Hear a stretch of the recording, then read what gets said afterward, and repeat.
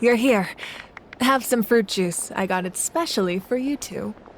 How did you know? That's Paimon's favorite! You look like you've still got questions.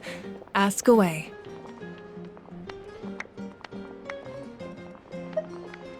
Because they had their own lives to live.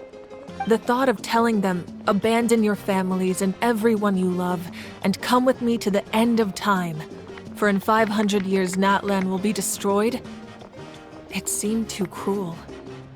You could just as easily point out that everything in this world would come to an end eventually. But life is short, and beyond a point, it just doesn't seem real. Imagine if I said, let's leave right now and go save the sun because it'll flame out in a few million years. It would sound quite ridiculous. I couldn't make them shoulder that burden with me. Besides, every generation will have its heroes, this one included. The plan could still work without them. Or, of course, without me. But since I was the one who came up with the plan, I felt duty-bound to see it through to the end. Paimon's suddenly remembering that portrait in your room. Was that your family from back then? Yes, it was. So when you ask me who my sister grew up to be, the truth is that very little information survives. From what I've been able to piece together, I can conclude with a reasonable degree of confidence that she ended up as an architect and artist. She played an instrumental role in rebuilding the scions of the Canopy tribe, designing and building many houses. But of course, none of her buildings are around anymore. Still, it was an impressive achievement, and I'm very proud of her. You feel loss keenly. It seems to stir up feelings of regret in you. But this is something I have long since come to terms with. This is a war, and there can be no war without loss. I am already far more fortunate than those who lost their lives to the Abyss. The people of Natlan look to me as their Archon, and the weight of their expectations is mine to bear.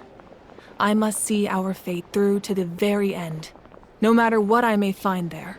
Yeah, doesn't that mean the way everything ends has already been written, including your plan? I suppose, but so what? Don't forget, time takes many forms. The past, present, and future coexist, and all are equally important. Even if the future ends in destruction, there's still no reason to give up on the here and now. And it's precisely because we humans cannot know our fate that we will never give up on our struggle. This is a pivotal moment. We are still 2 heroes short. Well, 3 to be precise. There's one further hero who I'm hoping to get on my side, whatever it takes. Your resistance to the corrupting power of the Abyss is truly remarkable. It would easily make you an all-important figure in the upcoming battle. If you agree to join us, you will not only gain my full support in your journey, but I will also forge a brand new ancient name for you.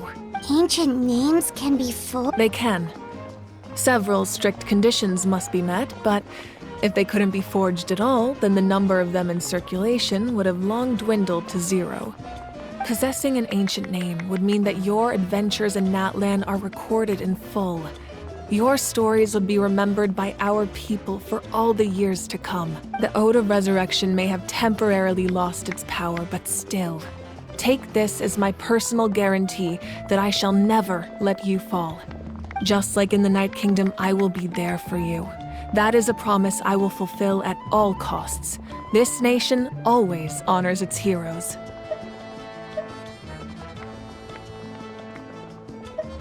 Yeah, we can't just ignore the situation. Wonderful. Then I'll reach out to Shilonen right away. She's the one who will forge the name. We've never forged an ancient name for an Outlander before, but I trust she'll find a way.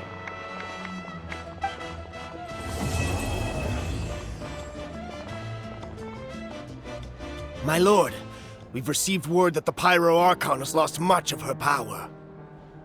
Although your injury complicates things, this is most certainly the opportune time to seize the Gnosis. Victory and defeat are rules, not outcomes. I have never taken advantage of an opponent in a time of weakness, and I don't intend to start now. As for you, I must confess, I did not expect that little trick of yours to save the day. No matter how dense the fog, as long as the sun remains, we cannot turn day into night.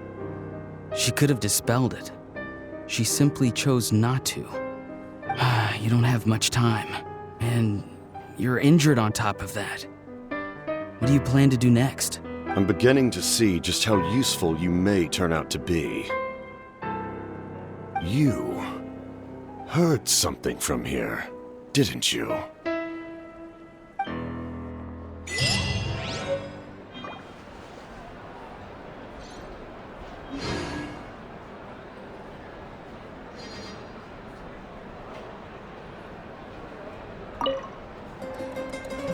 Oh, something else you'd like to ask? Well, our intel suggests he hasn't made any new movements yet.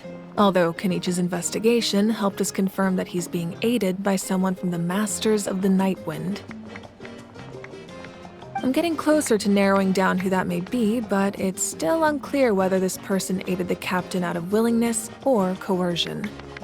If you learn anything about this during your adventures, please let me know. Oh, something else you'd like to ask? The Abyss is the most formidable enemy in all of Teyvat.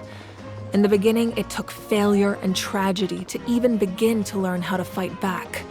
All of the methods you've seen in other nations were developed based on experience and insight passed down over generations. We know them to work, but few of us actually understand why. It's the same for the method we use here in Natlan. Ever since ancient times, elemental energy has been one of our most reliable weapons against the Abyss. As for the principles behind it, I'm afraid you might have to seek answers from someone older than the position of Pyro Archon itself. Oh, something else you'd like to ask? That also comes down to the long-standing effects of the Abyss. Our people's survival is inextricably tied to the Wyab, but their power has its limits. They cannot offer our people the same degree of protection outside our borders. In fact, people who do decide to leave often suffer from memory loss and emotional issues.